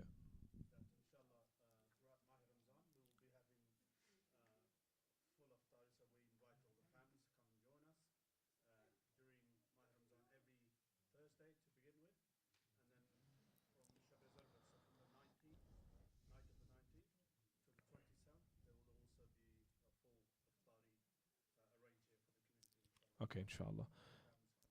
Okay, so every day we have a Quran circle, dear brothers and sisters. And from the 19th to the 27th, we will have seated niyaz as iftar every single day from those days. And on every Thursday, we have iftar within inside of the mosque, inshallah, alongside with dua and namaz. So keep that in mind as a schedule for attending the mosque, inshallah. Some more benefits. I'm going to make this very quick and we're going to end very soon. Having an improved cardiovascular function for those who have heart problems. Blood sugar levels are stabilized during this month. There's a healthier liver, faster metabolism, an opportunity to get rid of bad habits. So not only just from a physical perspective, also from a spiritual and mental perspective, right? The holy month of Ramadan is beneficial from every single dimension and angle if we have a look at it carefully. Now, some related fiqhi rulings, and we're going to end this seminar, inshallah. The only wajib that is within inside of this holy month, like I said, is the niyat itself. Outside of that, everything is related to self-abstinence and self-discipline. The first day of the holy month, so the night of the first, one can make a niyat for the entire month. अगर इंसान को जो है अगर इंसान चाहे तो वो पूरे महीने के लिए वो पहली रमज़ान को सारे पूरे महीने के लिए वो नियत कर सकता है कि मैं पूरे महीने में रोज़े रखूँगा. अगर चाहता अगर इंसान वो एक दिन उसका जो है वो मरीज़ी में हो गया या सफ़र में गुजर गया हो, फिर भी इंसान अगर पहले दिन से अगर वो रोज़े की नीयत कर ले कि मैं पूरे महीने के लिए माह मुबारक में मैं रोज़े रखूँगा, तो उसमें कोई मसला नहीं है. So somebody can make a niyat for 30 days on the first night. Ramadan is amongst the haram months, right? It's amongst the months that are sacred. So like Rajab, Muharram, Ramadan, and Dhul Hajj. These are the 4 months Allah subhanahu wa ta'ala has made it haram for anybody to go to war, anybody to fight, quarrel, dispute, right? These are the months which are sacred, where everybody should be peaceful. Although defense and defending oneself is wajib. You have to defend yourselves at all times. The kafara of one intentional missed fast. If I miss a fast intentionally, I'm keeping a roza and I start to drink water intentionally and I say I'm going to break it. The kafara of it is fasting for 60 days or feeding 60 needy people with a full meal. Now when we hear this, that we should feed 60 people, what does it exactly mean?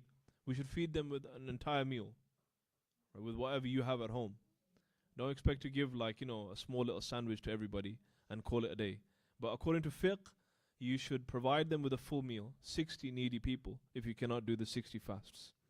Or the equivalent of 750 grams of barley, wheat or rice to 60 people. The condition is that those 60 people that you feed, they have to be Shia, Ithna Ashari.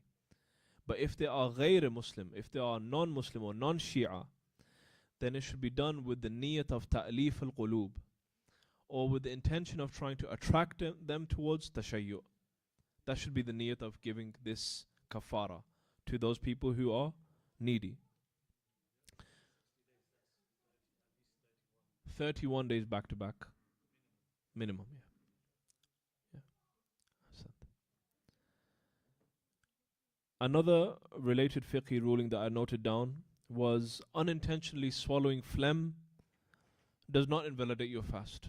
अगर इंसान के गले में या मुंह में बलगम आ जाए फ़र्ज़ करें, तो उस बलगम को खा ले गलती से, वो उसका रोज़ा ज़ाया नहीं होता, उसमें रोज़ा बातिल नहीं है उसकी वजह से.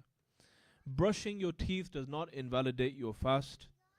Keep this as a slogan, keep this as something that you write down. It does not invalidate your fast unless it reaches past your throat. The toothpaste, you're brushing your teeth, for example, and it slips into your throat unintentionally, still your fast is not batil. Unless I swallow it intentionally, right, then that's different. Then your roza is batil.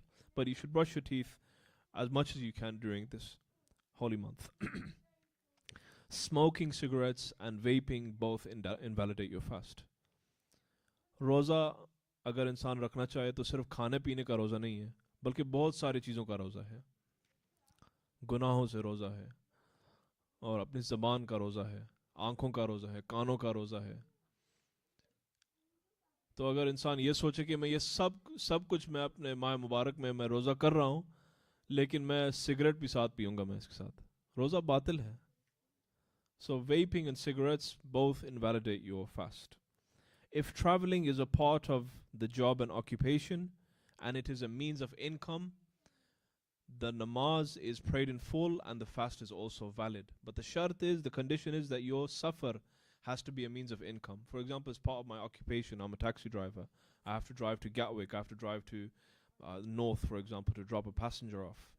In that case, because it's a means of income, my safar is considered as a valid safar, where I have to pray in full and I also have to continue my fast as well. If one unintentionally drinks water whilst fasting, he wakes up in the morning, he completely forgets there's Ramadan, he drinks a whole glass of water, no, your fast is not invalidated. Remember this as a thumb rule: anything that's done unintentionally, your fast is not invalid during this holy month. Swimming is permitted only until you submerge your entire body and your head under the water. Now this is the last one, last slide inshallah. Sorry to keep you guys waiting for too long for this last slide. Send a salawat ala Muhammad wa ala Muhammad.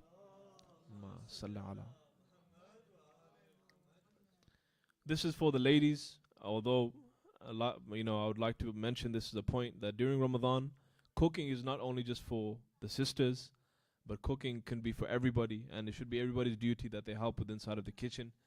and they be, sometimes guys need to go ahead and step up and work towards, the kitchen. It was not for me to go ahead and get a mashallah from the sisters, but in fact, it's a duty of, Islam. Islam tells us that, it's not the woman's role to be going ahead and, cleaning and cooking and doing all of these things within inside of the homes. Although it's from the mercy and the lutf of, the spouse or the wife, that she does all of these activities within inside of the house.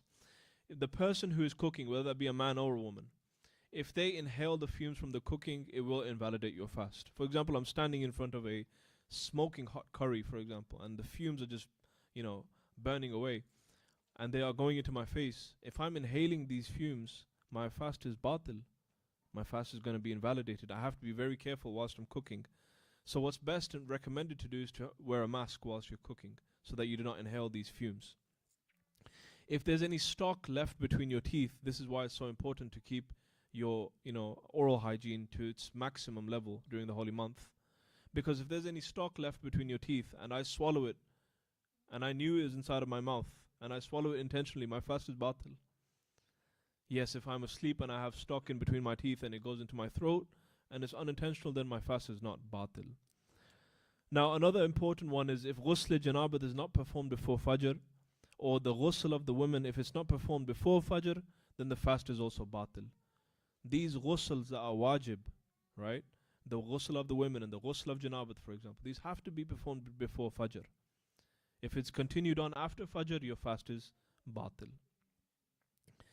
If somebody relates something to the Holy Prophet and the Ahlul Bayt and it is false, for example, I've read a hadith on Facebook somewhere and I share it to 50 people, but it has nothing to do with any of our hadith books, this can invalidate your fast.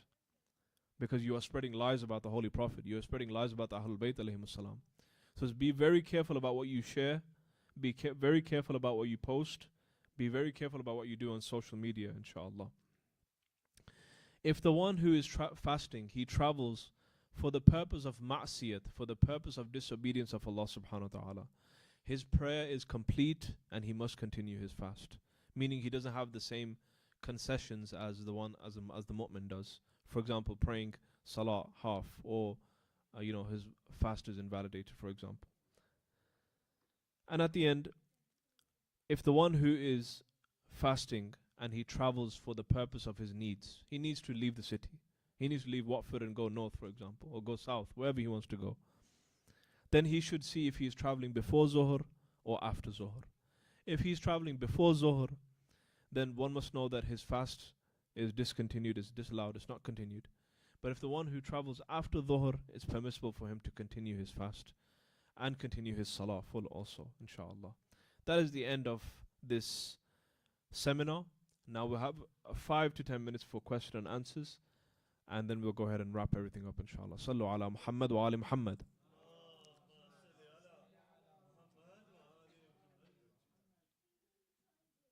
Any questions or anything related to the seminar that we spoke about so far?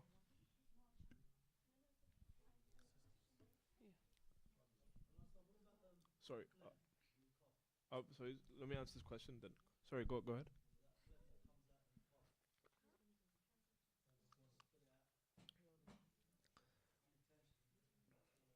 So, like I said, like you keep this as a thumb rule for yourself in the holy month, that whatever you've done unintentionally during the holy month, it does not count towards your fast being invalidated. Rather, your fast is still valid. For example, I unintentionally drank some water during the day. As long as it's done unintentionally, Allah subhanahu wa ta'ala is forgiving of that. Your fast is still valid. Similar to this, if I cough up some phlegm, comes into my throat, and I unintentionally, there's a reflex of mine that I swallowed it back in, right? That's unintentional, so your fast is not invalidated. Sister had a question? Yeah. Before Salat. Okay. It's okay.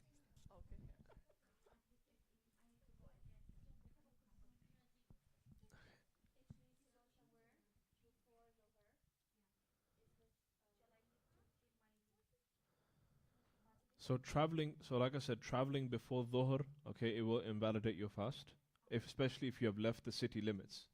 Now there's a difference, right? If I haven't left the city limits, right? We have to look at the Hadd Tarakhus and where the city limits are. For example, if I have a look at North London and Watford, for example, right? Our city limits, our Hadd Tarakhus, right, is outside of the M25 past Luton, for example. Once we pass that, right, going towards that way, then we have crossed our limits because all of the homes are connected. If you have a look at it from a geographical and a map perspective, all the homes are connected from town to town. So the part that we exit our city limits are when we come out of the M25 and we are gone further up on the M1. You can continue your fast so as long as you travel after Dhuhr. So as long as you travel after Dhuhr.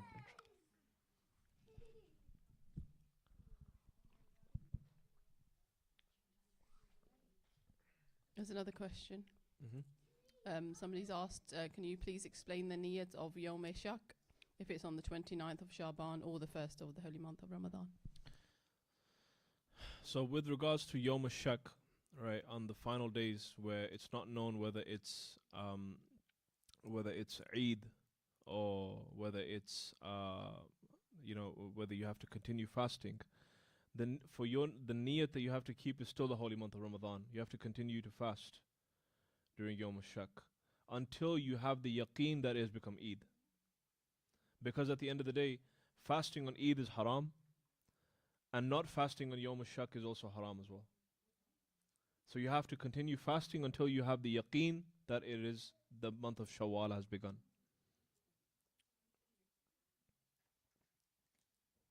Any other questions from the guys who look like they've already tapped out? If you guys want to go ahead and get some refreshments, please go ahead and do so. There's I believe, some pizza available.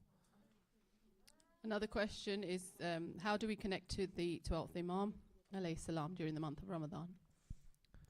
How do we connect to the 12th Imam, alayhi salatu salam, during this holy month? The best way to connect to the 12th Imam, Ajjalallahu ta'ala faraj al-sharif, Allahumma salli ala, is through two things. One is to do a covenant every single morning, right? Have a bond with the Imam that you say, Allahumma in hala bayni wa baynahu al-maut alladhi ja'altahu ala ibadika hatma maqdiya. That, oh Allah, if you take my life away from me, then have this as an oath to my 12th Imam that I will not commit haram in his absence, and when he does his zuhur, I will be the one assisting him. If I can make this oath every single day during the holy month, if I can make this promise to the Imam every morning of my suhoor, Dua Ahad takes 12 minutes, 8 minutes maximum, but it's a covenant and a bond that you make with your Imam. If you can make this covenant with your Imam every morning, you will see an increase with the connection with your Imam of the age during the morning. Thank you. There is more if the gents haven't got any questions. Like I said, the gents, they haven't had pizza like you guys yet, so that's why they've already tapped out.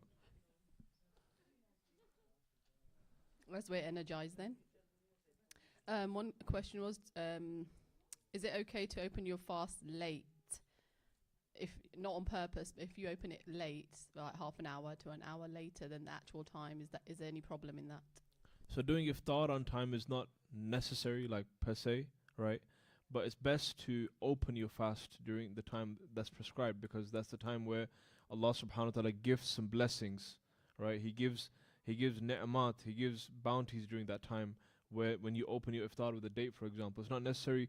You know, when we think of iftar as a plate of rice with chicken or beef, with some salad, with some fruits, for example. That's not necessarily iftar. Iftar means to break your fast, to come out of your fasting. So you can open your fast at that time and have food later on. That's not a problem at all. Or you don't need to do either one. You can do it later on after Maghrib, for example. And I'd like to quickly share over here Ayatollah Shubairi Zanjani, Hafadahullah. He's around 95, 96 years old. He leads the Jamaat namaz inside of the Haram of Bibi Masuma Salamullah Alayha. And he's 96 years of age. But he prays Maghrib, he prays his taqibat, he does his nafila before Maghrib and after Isha. And then he does iftar afterwards, like around 50 minutes later, and he's 96 years of age. Alright? So it's permissible for you to go ahead and do it afterwards as well. It's not a problem. But just mentioning that if you do your ibadat first, it's much better, because eating first and then praying namaz afterwards is very difficult. It's impossible, in fact. You won't be able to like have any sort of connection with Allah subhanahu wa ta'ala during namaz. We'll keep it to next 3 or 4 questions. 3 questions, inshallah. And because I can see a whole bunch of papers in your hands. No, some are empty. Okay, all Some right. are empty. Okay. There's one question. What is it? How to simply explain to non-Muslims about the month of Ramadan in a simple sentence? So in a simple sentence, if you had to summarize the holy month of Ramadan, I'd like to ask the brothers over here, how would you summarize Ramadan into one sentence? We've spoken about a lot of things in this seminar. I've got a bunch of one sentences that I can mention, but let's see if we can get some brainstorming going on here. If anybody has a good idea of what they can say, if they can summarize the holy month of Allah subhanahu wa ta'ala into one sentence.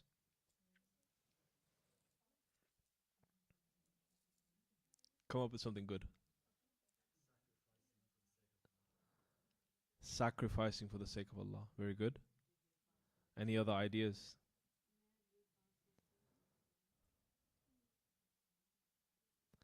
If you had to talk to a non-Muslim, Christian, a Jew, for example, you came across somebody who's an atheist, you had to introduce your holy month of Ramadan, the one that you believe in. How would you introduce this holy month to them? What would you say to them?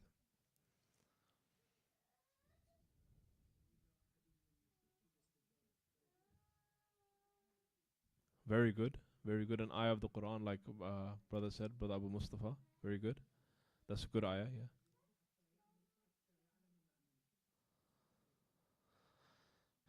ولكن هذا للمشركين ولكن لغير مسلم مثلا يهودي أو المسيحي لماذا تقول له يعني ما هو رمضان شهر رمضان ما هو فضيلته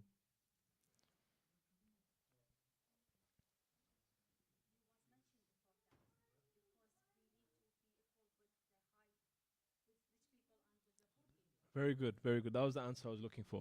So the answer is, sister, if you want to introduce the holy month of Ramadan to somebody else, to a non-Muslim, then it's best to look at it from a humanity perspective. From the hadith of our 6th Imam Sadiq alayhi salatu wasalam, Allahumma salli ala Muhammad wa ala Muhammad, where he says that Allah subhanahu wa ta'ala has blessed this holy month of Ramadan onto this world and made it wajib upon us to fast, لِيَسْتَوِيَ الْغَنِيُّ بِهِ الْفَقِيرُ, so that the poor and the rich, they can sit on one tablecloth and they can have food together, so that every single person, an oppressed person, he can sit with the people who are living in luxuries, they can sit together and have dinner together. Equality, justice. Ramadan can be sentenced into 2 words, in fact, not a sentence. Equality and justice from Allah subhanahu wa ta'ala. And you can explain the equality and justice of the holy month through the different things that we do.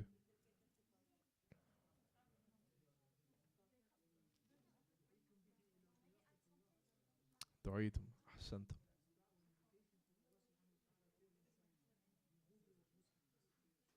أحسنتم.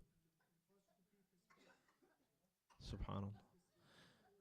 Also, sisters, because you asked this question, read the khutbah of the Holy Prophet, peace be upon him, at the end of Sha'ban, and what he had to say about the holy month of Ramadan before we entered into it. For example, he said, Du'itum ila dhiyafatillah. He has invited you to the banquet of Allah, number 1. Anfasukum fihi tasbih. Your breathing in this month is tasbih. Nawmukum fihi ibadah. Your sleeping in this month is also worship as well. So look into that sermon. It's a very long sermon, and it talks about the fazail of the holy month of Ramadan. We'll take one last question and we'll call it an end, inshallah. Is there any other questions? Okay. There is, but throughout month of Ramadan, I'm sure they can maybe have a discussion circle and then be able to approach you. Inshallah. Wa sallallahu ala Muhammadin wa ala tahirin. Allahumma salli ala Muhammadin wa ala Muhammad. اللهم وفقنا بما تحب وترضى وعجل في فرج مولانا صاحب الزمان واجعلنا من أعوانه وأنصاره اللهم بلغنا شهر رمضان وأعنا على الصيام والقيام وصلى الله على محمد وعلى الطاهرين صلوات الله